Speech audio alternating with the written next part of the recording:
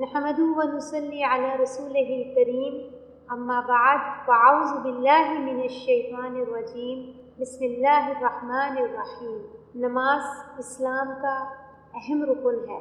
قرآن اور اس کے ساتھ ساتھ قرآن کو سمجھ کر پڑھنا اور اس کے ساتھ ساتھ اپنی نمازوں کو صحیح طریقے پر سنت کے مطابق کرنا، یہ انسان کو اللہ کی طرف اور اللہ کے قریب کرنے والے اعمالوں میں سے اعمال ہے کہ اگر کوئی شخص اپنے آپ کو دیکھنا چاہتا ہے کہ وہ اللہ کے کتنا قریب ہو گیا ہے، اس کے دل میں اللہ کی بڑائی اور عظمت کتنی آ گئی ہے، تو اس کے لیے وہ سب سے پہلے اپنی نمازوں کو چیک کرے کہ اس کی نمازوں میں کتنا خشوع، کتنا دل لگی، کتنی دل جمی اور کتنی اس کی نمازوں میں اللہ کے ساتھ لگاؤ بڑا ہے۔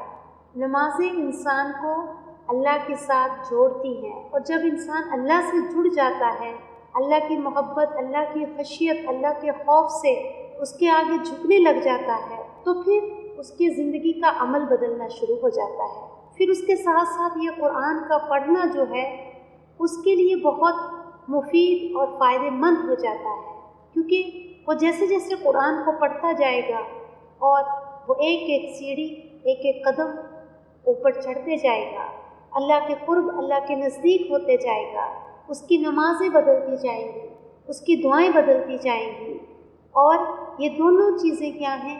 انسان کو اللہ کے قریب لے کر جاتی ہیں، اللہ کی پہچان کراتی ہیں اور جنت میں لے کر جانے کا ذریعہ ہے۔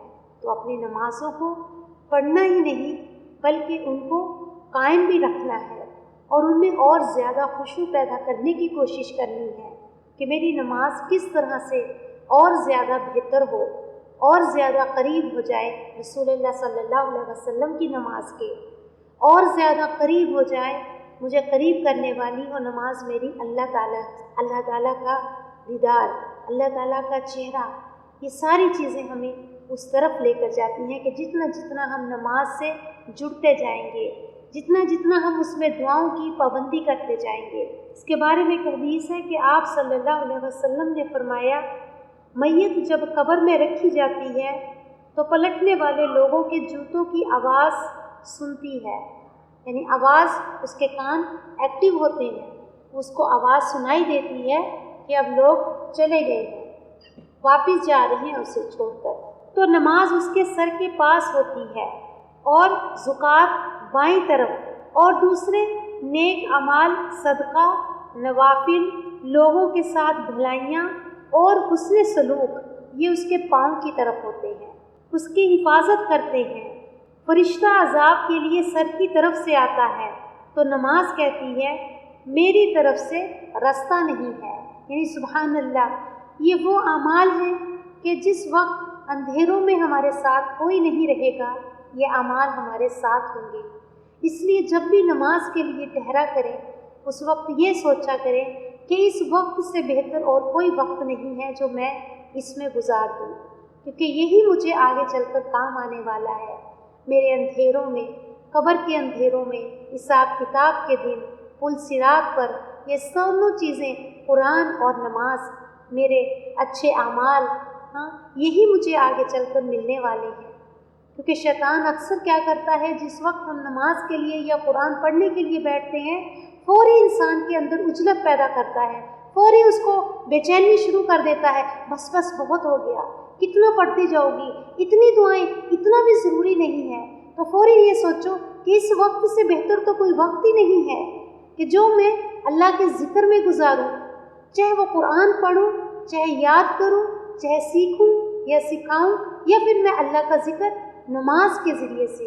نماز جو ہے بدن کی، یعنی ہمارے ظاہری جو ہے وہ عبادت ہے، تو اس وقت کو اپنے لیے بہت بہتر سمجھا کرے کہ یہی وقت سب سے بہتر وقت ہے، اور کتنا ہی بہتر ہوگا جو اس دن انسان کے ساتھ اس کے یہ سب اعمال ہوں گے، دائیں بائیں اس کے کھڑے ہوں گے، اور جن لوگوں کے لیے، جن دنیا داری کے لیے ہم ان چیزوں کو چھوڑ دیتے ہیں، یعنی نمازوں میں غفلت، قرآن میں غفلت، اور اسی طرح سے سمجھنے سمجھانے میں غفلت، پڑھنے میں، یاد کرنے میں غفلت جو کرتے ہیں، یہ سب کچھ تو چھوڑ کے چلے جائیں گے، کوئی ساتھ نہیں جانے والا سوائے ہمارے اپنے اچھے اعمالوں کے جو اللہ کی رضا کے لیے کیے جائیں گے۔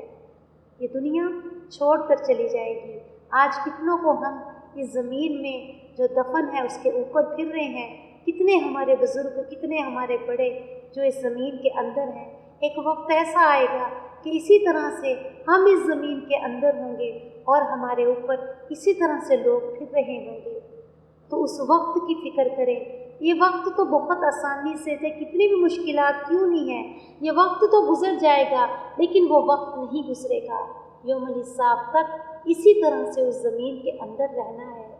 تو اس کی فکر کریں اور اپنے نمازوں کو صحیح کرنے کی کوشش کریں، ہر دعا کو صحیح طریقے پر یاد کریں اور پھر اس کے ساتھ ساتھ اس کو پڑھیں بھی۔ اپنی نمازوں میں خشوع پیدا کریں، کیونکہ نماز اللہ کے قرب کا ذریعہ ہے اور رسول اللہ صلی اللہ علیہ وسلم سے ملاقات اور رسول اللہ صلی اللہ علیہ وسلم سے ملاقات کا ذریعہ ہے۔ آج ہماری جو آیت ہے، آیت نمبر 155، لفظی ترجمہ: اعوذ باللہ السمیع العلیم من الشیطان الرجیم۔ وا اور لنبلونکم، لا البتہ یا ضرور، یہ لام تاکید ہے، نو با لام واو اس کا روٹ ہے، بلا بھی اسی سے ہے۔ بلا بھی کس کو کہتے ہیں؟ آزمائش کو، یعنی نبلونا جو نون کے اوپر شد ہے، یہ کس کے لیے آتا ہے؟ کسی بھی جب نون کے اوپر شد آتا ہے، نون مشدد ہوتا ہے، اس کا مطلب ہوتا ہے تاکید کے لیے، کہ بے شک البتہ ہم ضرور آزمائیں گے تم کو، تم کو، بھی ساتھ، شیئن کسی بھی چیز کے، ساتھ کسی بھی چیز کے، من الخوف خوف میں سے، والجوع اور بھوک میں سے، ونقص اور نقصان، من الاموال مالوں میں سے، اموال کس کی جمع ہے؟ مال کی جمع ہے، اور مالوں کے نقصان کی وجہ سے، والجوع اور بھوک سے، اور نقص نقصان سے ہے، نقصان سے، من الاموال مالوں میں سے، اموال مال کی جمع ہے، الانفس نفس کی جمع ہے اور نفسوں سے، والثمرات ثمر کی جمع ہے، ثمرات ان کی، اور پھلوں میں سے، یعنی زمین جو بھی پیدا کرتی ہے اس میں سے، یعنی اناج، سبزی، پھل، سب کچھ اس میں آتی ہیں جو چیزیں ہم کھاتے ہیں۔ اور بشر خوشخبری دے دو، الصابرین صبر کرنے والوں کو۔ کہیں پر صابرین آتا ہے، کہیں پر صابرون آتا ہے، تو یہ کیا ہوتا ہے؟ اسی طرح سے جیسے کہیں پر صابرون آتا ہے اور کہیں پر صابرین آتا ہے، جب واحد ہوتا ہے، سنگل ہوتا ہے، تو صابرون آ گیا تو اس کی جمع کیا ہو جائے گی؟ صابرون۔ یعنی ایک موٹی سی چیز سمجھنے کے لیے کہ کہیں پر واو نون ہوتا ہے، کہیں پر جمع کے لیے یا نون ہوتا ہے۔ اب صابرین آ گیا تو صابرین آ جاتا ہے۔ تو یہ فارمولہ ایک عام نارمل سمجھنے کے لیے کہ کبھی یا نون یا واو نون سے جمع کیوں ہوتی ہے۔ اب اللہ سبحانہ و تعالیٰ جو پیچھے کی ہم نے آیت پڑھی تھی، آیت نمبر 154، اس میں کیا کہا گیا تھا کہ جو لوگ اللہ کے راستے میں، اللہ کے دین کے لیے، اللہ کے راستے پر چلتے چلتے مر جائیں، ان کو مردہ مت کہو، بلکہ وہ زندہ ہیں، اور وہ احیاء زندہ ہیں، لیکن تم نہیں سمجھ سکتے ان کی زندگیوں کو کہ وہ کیسی زندگی ہے۔ اب اسی سے ریلیٹ ہے کہ وَلَنَبْلُوَنَّكُمْ بِشَيْءٍ، کہ بے شک ہم آزمائیں گے تم کو، کہ آزمائش دین کے راستے پر اور اس نعمت مل جانے پر دین اسلام کی، اور جو بھی پیچھے ہم نے پڑھی ہیں اللہ تعالیٰ کی طرف سے جو ہمیں نعمتیں ملی ہیں امت وسط ہونے کی، اور اس قرآن کے ملنے کی، اس پیغمبر کے ملنے کی، یہ بہت بڑی نعمتیں ہیں کہ جب انسان اس دین سے جڑ جائے گا اور وہ اپنی ذمہ داری کا احساس سمجھے گا تو پھر اس کے بعد اس کی آزمائشیں ضرور ہوں گی۔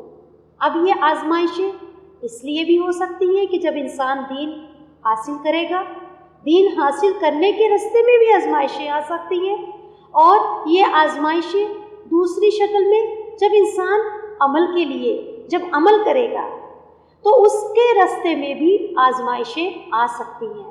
لیکن انسان کو اس چیز کے بارے میں پتہ ہونا چاہیے کہ اللہ سبحانہ و تعالیٰ بغیر آزمائشوں کے کبھی بھی کوئی نعمت نہیں ملتی۔ اگر کوئی دنیا کی نعمت ہم کو پانی ہوتی ہے یا دنیا کے لیے جب ہمیں کوئی بڑی چیز کا ہم ٹارگٹ کرتے ہیں تو پھر اس کے لیے کچھ نہ کچھ سیکریفائس کرنا پڑتا ہے۔ اپنی اولاد کو پڑھانے کے لیے، گھر کو بنانے کے لیے، یا پھر کوئی بھی اچھا کوئی اچیومنٹ حاصل کرنے کے لیے انسان کچھ نہ کچھ سیکریفائس کرتا ہے۔ لیکن یہ ہے دین جو ہے یہ بہت سب سے موسٹ پریشیس چیز ہے۔ جب آپ اس راستے پر آئیں گے اس میں دنیا کی بھی بھلائیاں ہیں، آخرت کی بھی، آخرت کی نعمتیں بھی ہیں، دنیا کی نعمتیں بھی ہیں، کہ جو بھی اس کتاب کے ساتھ اس دین کے ساتھ جڑ جائے گا اس کے آخرت اور دنیا دونوں جہانوں کی بھلائیاں چھپی ہوئی ہیں۔ تو ایسا ہو نہیں سکتا کہ اتنی بڑی بھلائیاں مل جائیں اور انسان اس کے بدلے میں کچھ دے نا، یہ نہیں ہو سکتا، اس کو اس کے بدلے میں کچھ نہ کچھ دینا ہوگا۔ اور اس کی مثال صحابہ کرام کی زندگیاں ہیں کہ انہوں نے کس طرح سے اس راستے میں قربانیاں دی، کس طرح سے انہوں نے اپنی جانیں دی اس دین کو۔ اس وقت جب یہ دین بالکل انجان تھا، لوگ بھول چکے تھے، اس کو سٹیبل کرنے کے لیے، اس کو لوگوں تک ان کو پہلے خود سیکھنے کے لیے قربانیاں دینی پڑی کہ جب انہوں نے اسلام میں داخل ہوئے، اسلام کو اپنایا تو کس قدر مشکلات کا سامنا کرنا پڑا ان کو۔ ہم میں سے سب کو اپنی ہسٹری کا پتہ ہونا چاہیے کہ چاہے رسول اللہ صلی اللہ علیہ وسلم تھے یا پھر صحابہ اکرام تھے، کتنی مشکل دور سے گزرے جس وقت وہ اسلام میں آئے، داخل ہوئے، یہاں تک کہ اپنے جانوں تک کی قربانیاں دینی پڑی ان کو۔ اور اسی کے ساتھ ساتھ پھر جب انسان اس دین کو عمل میں لاتا ہے وہ مشکلات، پھر جب اس ذمہ داری کو انسان سمجھنے لگ جاتا ہے کہ یہ لوگوں کی فلاح اور کامیابی اسی میں ہے کہ وہ اس کے ساتھ جڑ جائیں، اس دین کے ساتھ، اس قرآن کے ساتھ، تو پھر جب وہ اس کو مشن کو لے کر آگے بڑھے گا تو اس میں بھی پھر کیا آئیں گی؟ مشکلیں، آزمائشیں، کیونکہ یہ جنت کا راستہ ہے، یہ اللہ سے دیدار کا راستہ ہے، یہ انسان کو اس طرح سے اجر اتنا بڑا نہیں مل سکتا۔ تو اللہ سبحانہ و تعالیٰ انہی آزمائشوں کا اس آیت میں ذکر کر رہے ہیں۔ وَلَا نَبْلُوَنَّكُمْ بِشَيْءٍ، کہ البتہ آزمائش ہوگی کسی بھی چیز کے ساتھ، اور وہ چیزوں میں سے کیا کیا چیزیں ہیں؟ من الخوف، خوف میں سے، یعنی خوف، ڈر، کس قدر صحابہ اکرام رسول اللہ صلی اللہ علیہ وسلم جس قدر جب اسلام لے کر آئے تھے صحابہ اکرام، کیا حال ہوتا تھا ان کا، کس طرح سے خوف ہوتا تھا نماز پڑھنے کا، نماز نہیں پڑھ سکتے تھے، قرآن نہیں پڑھ سکتے تھے، کیسا ڈر ڈر کے کس طرح سے زندگی گزارتے تھے، کس طرح سے عبادات کرتے تھے۔ اسی طرح سے جب صحابہ اکرام مدینہ چلے گئے ہجرت کر کے، اور وہاں پر جانے کے بعد بھی ان کا کیا حال تھا، کبھی کہیں سے حملے ہو رہے ہیں، کبھی کہیں سے حملے ہو رہے ہیں، چین سے سو نہیں سکتے تھے آپ صلی اللہ علیہ وسلم، اس وقت بھی یہی خوف لاق رہتا تھا۔ تو وہ بھی کیا ہے؟ خوف سے، والجوع، اور بھوک سے۔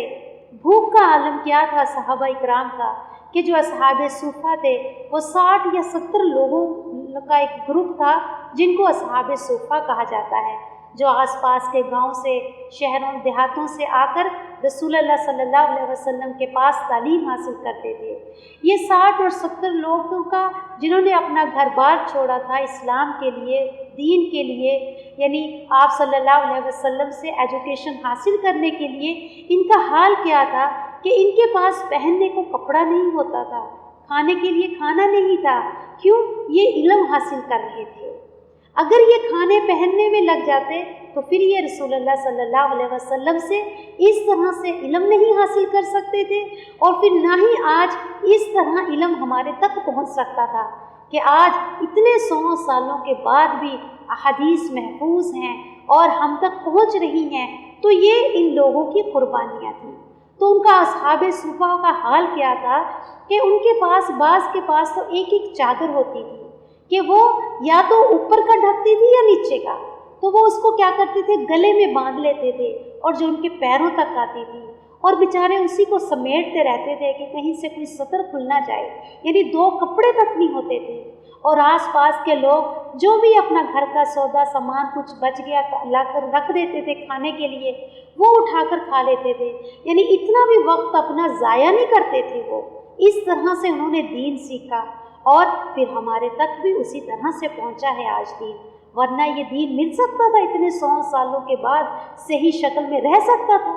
یہ ان کی قربانیاں تھیں کہ آج ہمیں دین صحیح دین الحمدللہ ہم حاصل کر رہے ہیں، وہ آج تک ان کو اجر مل رہا ہے اس کا۔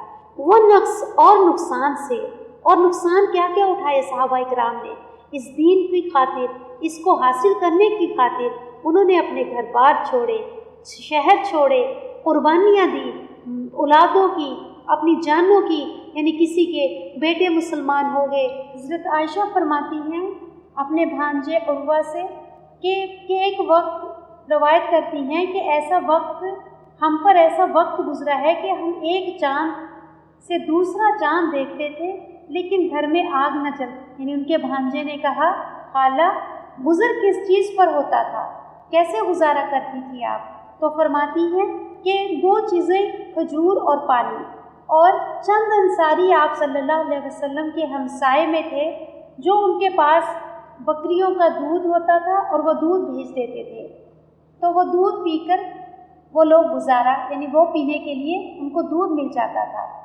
ورنہ گھر میں پکانے کے لیے کچھ نہیں ہوتا تھا، حضرت عائشہ بیان کرتی ہیں۔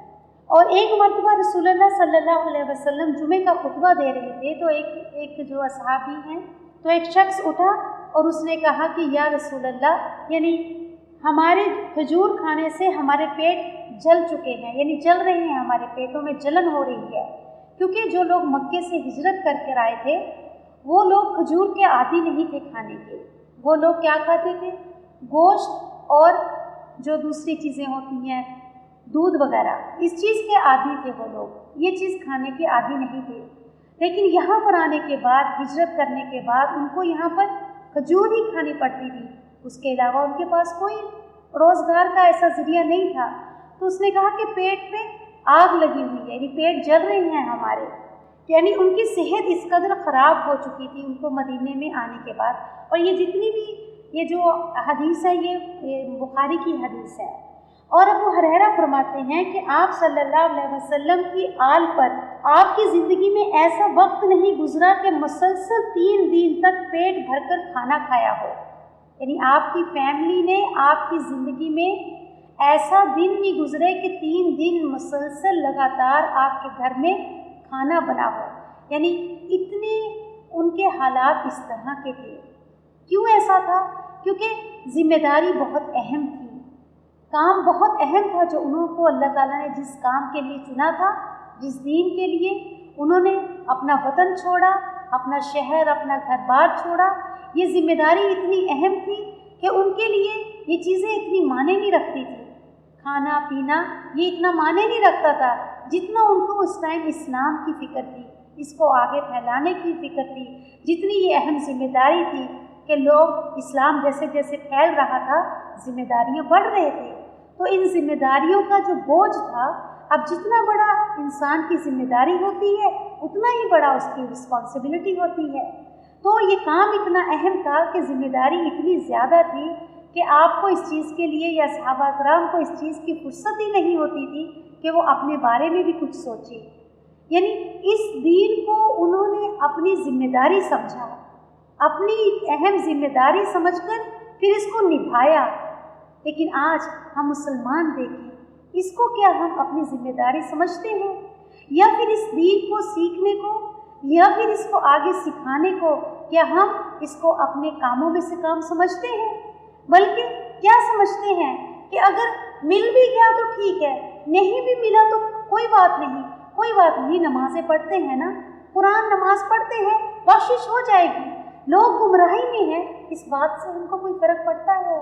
کبھی ہماری نیندیں خراب ہوتی ہیں کہ ہمارے آس پاس، ہمارے خاندانوں میں کتنے لوگ ایسے ہیں، ہمارے شہروں میں کہ جو گمراہی میں ہیں یا جن کے اندر بہت سی برائیاں ہیں، کمیاں ہیں، ان کو تزکیہ کی ضرورت ہے۔ لیکن ہم میں سے کتنے پڑھے لکھے بھی لوگ بھی ہیں جن کو اس چیز کے بارے میں پتہ بھی ہے کہ اسلام جو ہے ہم کو سب سے پہلے ذمہ داری کیا دیتا ہے، اپنی اصلاح کرو، اس کے بعد پھر لوگوں کی اصلاح کے لیے کھڑے ہو جاؤ۔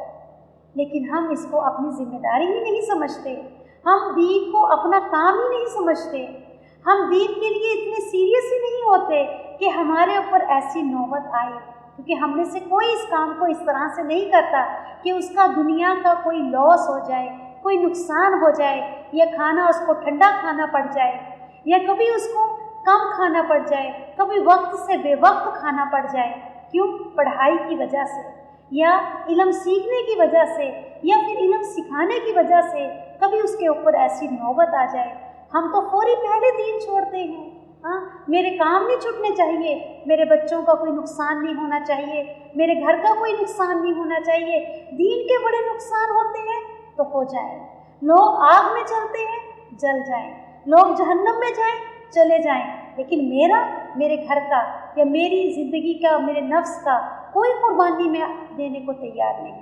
کوئی ہم میں سے اس طریقے سے دین کے ساتھ جڑا نہیں، کوئی اس طرح سے دین کے لیے سیریس نہیں ہے۔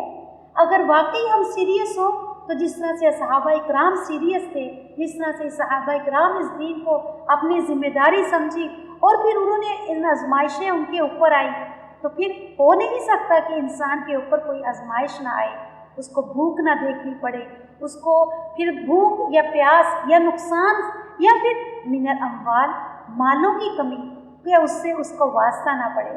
اور نفس انفس یعنی مالوں کی کمی میں کیا تھا کہ حضرت موسیٰ اشعری فرماتے ہیں کہ ہم آپ صلی اللہ علیہ وسلم کے ساتھ ایک سفر پر گئے، ہم 6 لوگ تھے اور 1 اونٹ، 6 لوگ اور 1 اونٹ، اور باری باری سوار ہوتے، اور چلتے چلتے ہمارے پیروں کی ایڑیاں اور پیروں کی سکن کھال پھٹ گئی، یہاں تک کہ ان کو اپنے کپڑے پھاڑ کر ان پیروں کے اوپر یا زخموں کے اوپر باندھنے پڑے۔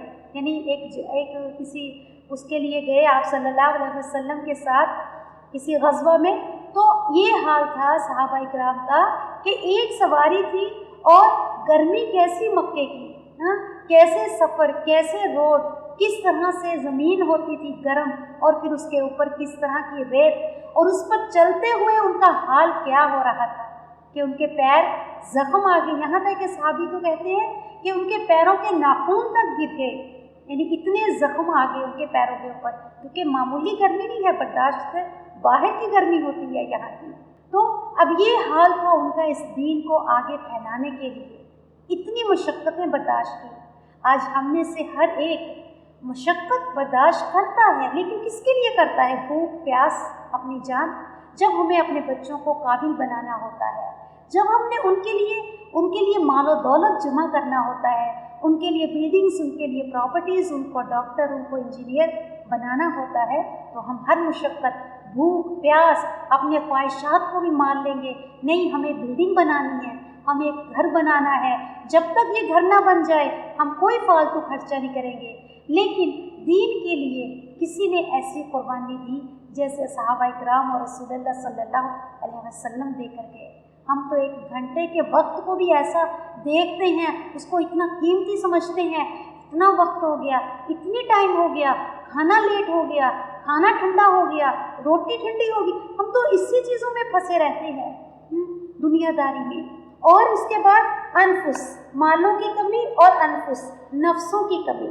اسی طرح سے آپ صلی اللہ علیہ وسلم سے کچھ لوگوں نے کہا کہ ہم مسلمان ہو گئے ہیں اور ہمیں پڑھانے کے لیے کچھ لوگوں کو بھیجیے، یعنی آپ صلی اللہ علیہ وسلم سے کچھ لوگوں نے کہا کہ ہم مسلمان ہو گئے ہیں، ہمیں پڑھانے کے لیے کچھ لوگوں کو بھیجیں۔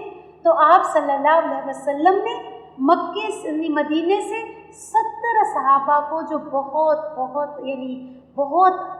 قاری تھے، بہت بہترین علم سیکھے ہوئے تھے، ان 70 لوگوں کو ان کو سکھانے کے لیے بھیجا، لیکن راستے میں ان لوگوں نے دھوکہ دے دیا اور ان 70 آدمیوں کو مار دیا، یعنی ان کو شہید کر دیا۔ اب یہ سوچیں کہ آپ صلی اللہ علیہ وسلم کا کیا حال ہوگا۔ 70 اسٹوڈنٹ جن کی انہوں نے ایک کتنی تعلیم دی ہوگی، کتنا اچھا ان کو سکھایا ہوگا، آپ نے کتنی امیدیں ہوں گی ان سے آپ کو، اور کس طرح سے پھر وہ شہید ہو گئے، کس کے لیے؟ اس دین کے خاطر، اس دین کو آگے پھیلانے کی خاطر۔ کتنا غم، کتنی تکلیف ہوئی ہوگی اس وقت آپ صلی اللہ علیہ وسلم کو۔ ہم میں سے اگر کسی کا ایک بچہ بھی چلا جائے اور وہ دین میں وہ بہت قابل ہے، وہ ڈاکٹر انجینئرنگ یا کچھ بھی پڑھ رہا ہوگا، لیکن اگر اس کو کچھ ہو جائے تو ہم کتنا غم، کتنے صدمے میں چلے جاتے ہیں۔ یہ بچے سے مجھے اتنی امیدیں تھی، اتنا قابل تھا، اتنا انٹیلیجنٹ تھا، اس نے دنیا میں کیا کیا نام کمانا تھا، اگر اس کو کوئی نقصان ہو جائے تو آپ صلی اللہ علیہ وسلم کا دیکھیں کہ اس وقت کیا حال ہوگا، کتنا نقصان اٹھایا ہوگا آپ نے کہ 70 صحابی شہید ہو گئے اللہ کے راستے میں۔ اور اس کے بعد ہے وہ ثمرات اور پھلوں کی کمی سے۔ جنگ تبوک میں جب آپ صلی اللہ علیہ وسلم اس جنگ کے لیے، جنگ تبوک کے لیے نکلے تو آپ صلی اللہ علیہ وسلم، وہ ایسا موسم تھا کہ فصل جو ہے یعنی کھجوروں کی پوری پک کر کھڑی ہوئی تھی، تیار تھی، بس کاٹنے کے لیے تیار تھی۔ تو آپ نے سب کو کہہ دیا، اعلان کر دیا کہ کوئی گھروں میں نہیں رہے گا، سب چلیں گے، کوئی گھر میں نہیں رہے گا۔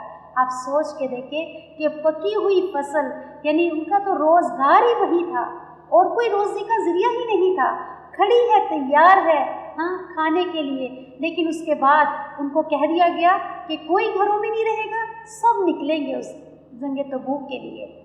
اور اس طرح سے سب صحابی نکل گئے پکی ہوئی فصلوں کو چھوڑ کر، اور ان میں سے 3 صحابی تھے جو نہیں نکلے تھے۔ تو آپ کو پتہ ہے پھر ان کے ساتھ کیا ہوا تھا کہ صحابہ اکرام اور رسول اللہ صلی اللہ علیہ وسلم نے بالکل ان کے ساتھ بائیکاٹ کر دیا تھا، کسی نے ان سے بات تک نہیں کی تھی، حالانکہ وہ صرف سستی کے مارے نہیں نکلے تھے کہ بس وہ کہہ رہے تھے کہ ہاں جائیں گے، آج جائیں گے، کل جائیں گے، بس یہ سستی نے ان کو روک دیا تھا۔ لیکن آپ صلی اللہ علیہ وسلم نے آنے کے بعد ان سے بات تک نہ کی۔ کیوں؟ کیونکہ انہوں نے اہم فریضہ سے، یعنی جو اہم کام تھا اس سے انہوں نے اس کو چھوڑا ہے، جو اہم فریضہ، اہم کام تھا اس سے انہوں نے منہ موڑا، اس کو نہیں کیا۔ اس کام کو وہ اتنا اہم سمجھتے تھے کہ اس کام کے لیے وہ نہیں نکلے، اس کام کے لیے سستی دکھائی، جس کام کو انہوں نے اپنے لیے فرض سمجھتے تھے، اس کام کو کرنا، اس دین کو پھیلانا، وہ اپنے لیے فرض کا درجہ دیتے تھے۔ تو اس کی وجہ سے سب نے ان کے ساتھ بائیکاٹ کر دیا تھا۔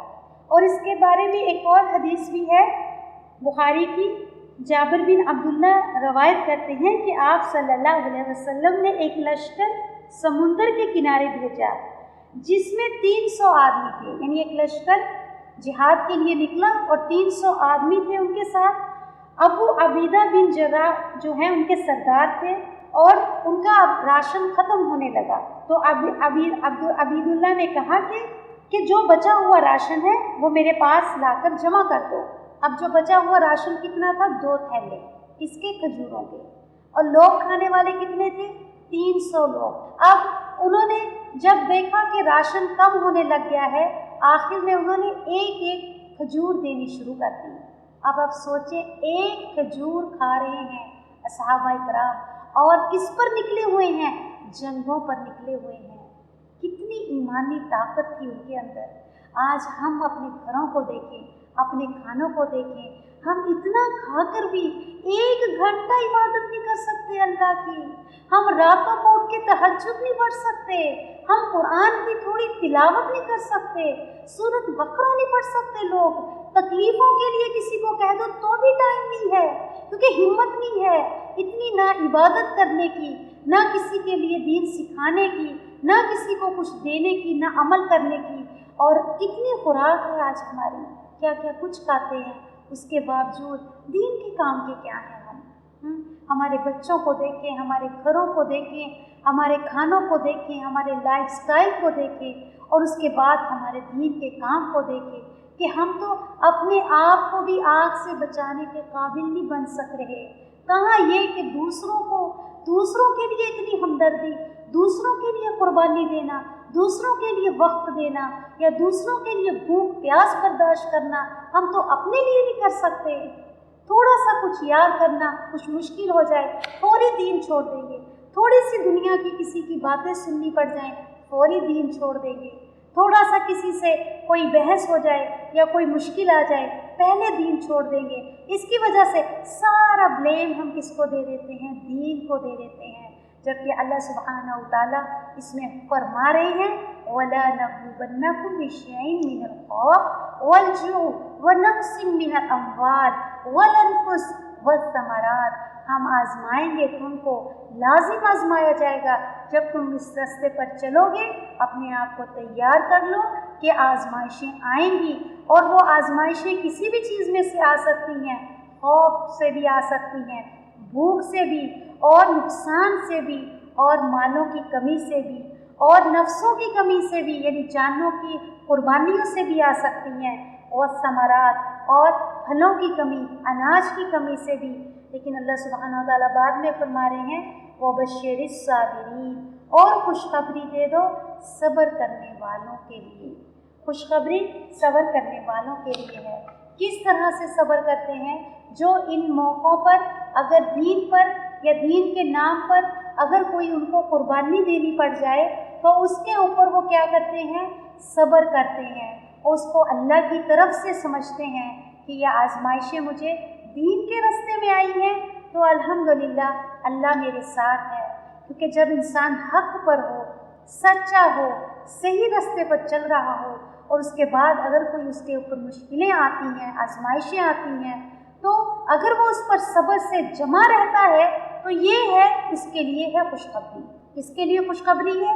जो दीन पर चलते चलते जो भी मुश्किलात आएँ उन पर सब्र करे और फिर उस दीन के रास्ते को छोड़े ना। हाँ, चाहे वो अमल का रास्ता है, चाहे वो उसके लिए सीखने का मरहला है, चाहे वो स्टूडेंट है, चाहे वो एक दाई है, वो दावा का काम कर रहा है, दीन सिखा रहा है। अब उस सिखाने में जो मुश्किलात आ रही हैं, या सीखने में जो मुश्किलात आ रही हैं, या फिर जो अमल करने में मुश्किलात आ रही हैं, वो इन मुश्किलात को सब्र से अल्लाह का हुक्म समझकर उसको कबूल करता है, और फिर उस रास्ते को छोड़ता नहीं, बल्कि उसके ऊपर जमा रहता है, कायम रहता है। तो ऐसे लोगों के लिए क्या है? खुशखबरी है।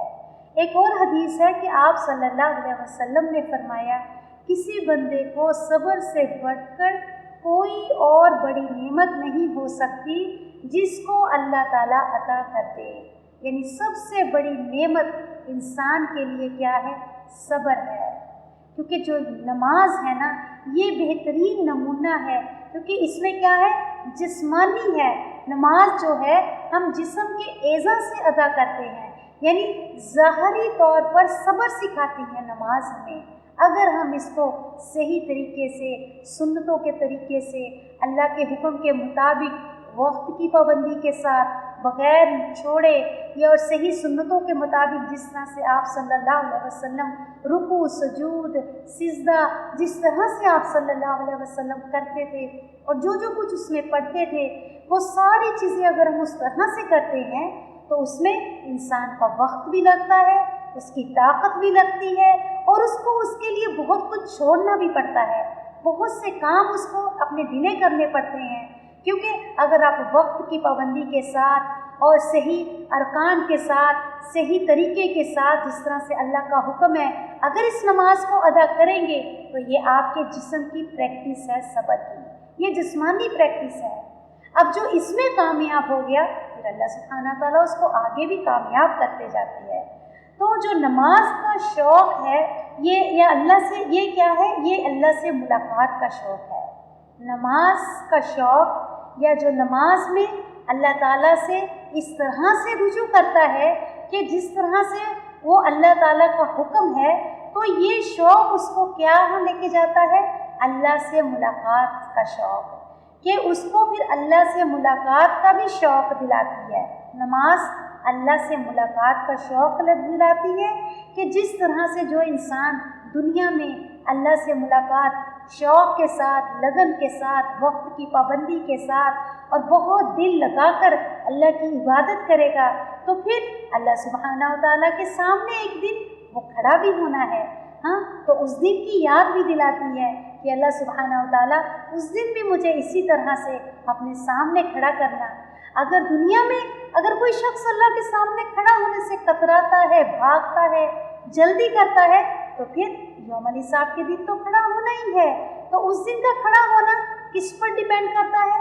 आज किस तरह से मैं खड़ी होती हूँ अल्लाह के सामने। उस दिन का जो खड़ा होना है वो आज पे खड़े होने पे डिपेंड है कि जो आज सब्र के साथ, खुशू के साथ, दिल लगी के साथ, दिल जमी के साथ अल्लाह के सामने बार बार झुकता है, हाँ, बार बार जाता है, बार बार इल्तिजाएं करता है, दुआएं करता है और अपना वक्त लगाता है, अपनी जान भी लगाता है, तो फिर उस दिन का खड़े होना भी उसका बहुत मुबारक होगा।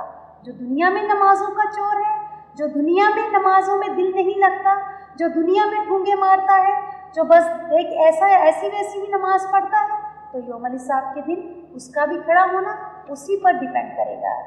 तो वो बशरी साबिरीन, खुशखबरी दे दो सब्र करने वालों से कि जो इन मुश्किलात के वक्तों पर सब्र के साथ अपने अमल पर कायम रहे, अपना रास्ता ना छोड़े, तो ऐसे लोगों के लिए क्या है, खुशखबरियाँ हैं। जैसे रसूलुल्लाह सल्लल्लाहु अलैहि वसल्लम और सहाबा इकराम की ज़िंदगियाँ जो हैं हमारे लिए बेहतरीन नमूना है सब्र का, कि किस तरह से उन्होंने इस इस्लाम को अपनाने के लिए किस तरह से अपने शहर, वतन, मुल्क, अपने औलाद, बच्चे, माल, दौलत सब कुछ छोड़ा और किस तरह से हिजरत करके वो मदीने आए और किस तरह से फिर वहाँ पर आकर उन्होंने इस दीन को सीखा, पढ़ा और फिर उसके बाद उन्होंने किस तरह से सिखाने के लिए कितनी कुर्बानियाँ दी। ये हमारे लिए बेहतरीन नमूना है। आज हमें ऐसी कुर्बानियाँ तो नहीं हैं। आज की कुर्बानी को हम उस कुर्बानी से अगर रिलेट करें तो ऐसा लगता है कि कोई मुश्किल है ही नहीं। क्या मुश्किल है आज दीन का सीखना या उस पर चलना या फिर उसको सिखाना, इतना मुश्किल है जितना उन्होंने उठाया था। हाँ, उतना तो कुछ भी नहीं। कितनी आरामदेह ज़िंदगी है, कितनी लग्जरी लाइफ है। कोई ऐसा मुफलिस नहीं, कोई इतना गुर्बत भी नहीं जैसी वो लोगों ने उठाई है, भूख प्यास। और उसके बावजूद आज दीन कितना गरीब है, आज दीन से हम कितने दूर हैं, कितने प्यासे हैं लोग हमारे आसपास, लेकिन हम कुछ काम नहीं कर रहे, क्योंकि जब हम खुद ही कुछ नहीं कर रहे आगे क्या पहुंचाएंगे। आगे अल्लाह सुब्हानहू व तआला फरमा रहे हैं अल्लाज़ीना, ये वो लोग हैं। देखिए अल्लाज़ीना जो है, कभी अल्लाज़ीना आता है, कभी अल्लाज़ी, कभी अल्लाती। ये तीनों लफ्ज़ क्या होते हैं, ये इसमें मौसूला कहलाते हैं, यानी कनेक्टिंग वर्ड्स हैं।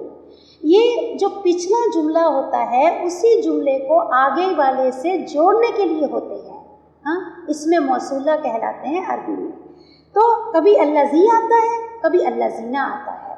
अब अल्लाज़ीना, अब ये क्या है, पिछली आयत के जो पिछली बात है उसी बात को का कंटिन्यूशन है, उसी को जोड़ रहा है कि ये वही लोग हैं, कौन, सब्र करने वाले मुसीबतों पर और अल्लाह का रास्ते को ना छोड़ने वाले। कि इस असाबतहुम मुसीबतुन, इस जब असाबतहुम पहुँचती है उनको। असाबा जो है स्वा वाव बा, इसका रूट है सौब, और एक रूट होता है सौब, सा वाव बा होता है। सौब का मतलब होता है जो सा के साथ है कपड़ा, और ये स्वाद के साथ है सौब। सौब का मतलब है, इसका जो लफ्ज़ी माना है तीर का ठीक निशाने पर लगना। तो इसी तरह से सौब का माना है, असाबा का माना है आने वाली, यानी जो लिखा हुआ है वो आकर रहता है, यानी एक तरह से नसीब के मानों में भी आता है कि जो नसीब का होता है, जो लिखा होता है।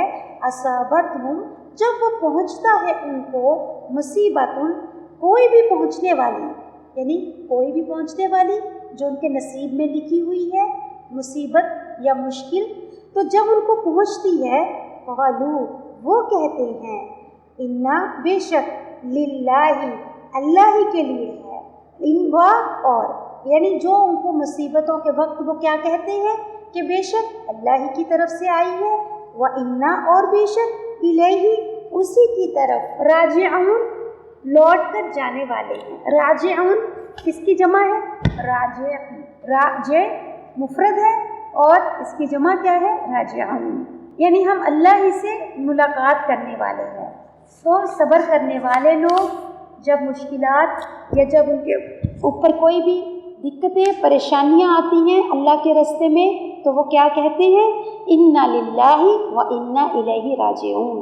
क्योंकि ये कहना जो है इंसान को मुश्किलों के वक्त में, ये खाली हम तो सिर्फ जब किसी की मैयत या किसी के मरने का या इंतकाल का सुनते हैं जब ही कहते हैं, बल्कि ये जो अल्फाज हैं हर नुकसान पर, हर एक यानी मुश्किल के वक्त में कहने चाहिए, क्योंकि ये कहना जो है, ये अल्फाज जो हैं इंसान को अल्लाह के करीब कर देते हैं कि जब भी कोई मुश्किल नुकसान हो तो इंसान उसके ऊपर क्या कहे, इन्ना लिल्लाहि व इन्ना इलैहि राजिऊन, कि अल्लाह ही की तरफ से आया है जो भी नुकसान है, और एक दिन हम सब भी अल्लाह ही की तरफ चले जाने वाले हैं, यानी अल्लाह ही की तरफ से आया है, अल्लाह ही उसको दूर कर देंगे और हम सब भी वैसे अल्लाह ही की तरफ जाने वाले हैं। तो ये अल्फाज कहने इंसान को अल्लाह के करीब कर देते हैं। तो क्या करना चाहिए, जब भी कोई मुश्किलात का वक्त भी आए, कोई भी तकलीफ़ पहुँचे किसी से भी, या कोई भी नुकसान हो, तो फौरी सबसे पहले लफ्ज़ क्या निकलने चाहिए, इन्ना लिल्लाहि व इन्ना अलैहि राजिऊन। और जो इससे पहले की आयत है वो हमारे लिए क्या मॉरल है, आयत नंबर 155 के रस्ते पर, दीन के रस्ते पर चलते हुए मुश्किलात, कोई भी मुश्किलात के लिए इंसान को तैयार रहना चाहिए। कोई भी मुश्किलें आ सकती हैं, कभी बच्चों की तरफ से वो कह देंगे क्या है आप पढ़ती रहती हैं, कभी शौहर कुछ कह देंगे तुम्हारी तो नमाज़ें ही बहुत लंबी हो गई हैं, कभी सास या कोई घर वाले या मायके वाले तुम्हारे पास तो वक्त ही नहीं रहा, तुम तो बस अपने ही दुनिया में हो गई हो, तुम्हें तो कोई ज़रूरत ही नहीं है लोगों की। ये सारा कुछ इंसान को सब्र के साथ बर्दाश्त करना है। क्यों? क्योंकि ये रास्ता है ही सब्र का। और जो इंसान बल्कि किसी के साथ शिकवा गिला नहीं करेगा, बल्कि क्या करेगा, उन मुश्किलात का सामना सब्र से करेगा, तो फिर उसको पिछली आयत में हमने क्या पढ़ा था 153 में, अल्लाहु मअस साबिरीन, अल्लाह उनके साथ है। और यहाँ अल्लाह सुब्हानहू व तआला फरमा रहे हैं वबश्शिरिस साबिरीन, और खुशखबरी दे दो सब्र करने वालों को। 157 उलाइका, ये वही लोग हैं, अलैहिम उन पर, अला और हिम से मिलकर है, अला ऊपर, हिम वो सब या उन सब का, तो उन सब पर उलाइका ये वही लोग हैं जिन पर सलातुन, सलात, सलावात किसकी जमा है, सलातुन की, उसकी जो मुफरद क्या है, सलातुन इसका मुफरद है और इसका रूट क्या है, स्वाद लाम वाव। सलात जो होता है, एक सलात अल्लाह की तरफ से होती है सलावातुल्लाह, और एक होती है बंदों की तरफ से। अगर अल्लाह की तरफ से सलात हो तो क्या होती है, वो माना उसका बनता है रहमतें, कि अल्लाह की तरफ से रहमतें हैं उन पर। और जो बंदों की तरफ से सलात होती है, जैसे हम रसूलुल्लाह सल्लल्लाहु अलैहि वसल्लम पर दुरूद और यानी सलात उनके ऊपर भेजते हैं, अल्लाहुम्मा सल्ली अला मोहम्मद, अगर बंदों की तरफ से सलात हो तो उसका माना बनता है अल्लाह, उसका माना है दुआ, यानी वो इंसान उसके लिए दुआ करता है कि अल्लाह ताला इनके ऊपर रहमत भेजे। तो सलातुन यानी ये वही लोग हैं, कौन, सब्र करने वाले, मुश्किलों के वक्त में इन्ना लिल्लाह कहने वाले, लोगों को इल्ज़ाम ना देकर वो अपने नसीब पर सब्र के साथ उसके ऊपर जम जाते हैं कि ये मेरा नसीब है, यही मेरे नसीब में लिखा हुआ था। मुश्किलात को ब्लेम नहीं करते, लोगों को ब्लेम नहीं करते, बल्कि वो उसके ऊपर अल्लाह से रुजू करते हैं। तो ऐसे लोग, ये वही लोग हैं अलैहिम सलावातुन, कि इनके ऊपर अल्लाह ताला की तरफ से रहमतें हैं, मिन रब्बिहिम उनके रब की तरफ से, व रहमा और रहमतें हैं, व उलाइका और ये वही लोग हैं, हुम वही, अल मुहतदून जो हिदायत पाने वाले हैं। मुहतदून किसकी जमा है, इसका रूट है हा दाल या हदयुन से है, यानी ये लोगों के लिए ही अल्लाह की तरफ का, अल्लाह का साथ है सब्र करने वालों के लिए, जमे रहने वालों के लिए, दीन के रास्ते में इस्तकामत इख्तियार करने वालों के लिए, दीन के रास्ते को ना छोड़ने वालों के लिए, कि मुश्किलात के बावजूद जो दीन पर कायम रहें, अपने इस्लाम पर, अपने अमल पर कायम रहें, चाहे कितनी भी मुश्किलें क्यों ना आएँ। तो ऐसे लोगों के साथ अल्लाह की मदद भी है, अल्लाह का साथ भी है, और ऐसे लोगों पर अल्लाह की रहमत भी है।